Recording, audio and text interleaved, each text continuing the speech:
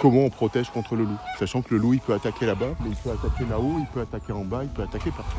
Nous, on a eu une attaque de loup avérée en mars 2023. Une attaque, c'est, pour la résumer, c'est une problématique sur l'élevage, sur les animaux, une problématique pour l'éleveur parce que c'est un stress énorme, on a l'impression que c'est comme un cambriolage. Il y a vraiment une inadéquation entre le plan loup qui prône en fait l'électrification et les chiens de protection comme je le dis et notre vrai environnement de travail. Nous en fait on a mis en place des choses différentes, les ânes, les vaches Highland. Donc les contraintes elles peuvent être mécaniques comme le grillage, comme l'électrification.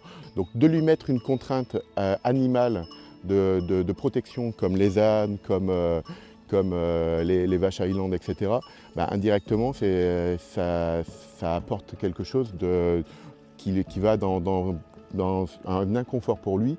Et cet inconfort fait qu'on espère qu'il partira. On a aussi équipé tous nos troupeaux avec des colliers GPS. Donc c'est des colliers en fait, qui permettent entre guillemets de géolocaliser tous les animaux.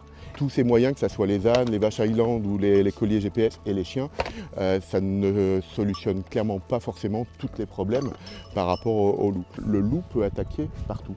Et ça, clairement, c'est pas du tout acceptable.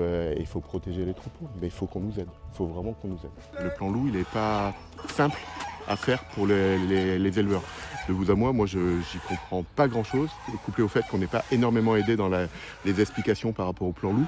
Donc en fait, concrètement, ça doit pouvoir rentrer dans le plan loup, mais en fait, c'est nous qui le finançons.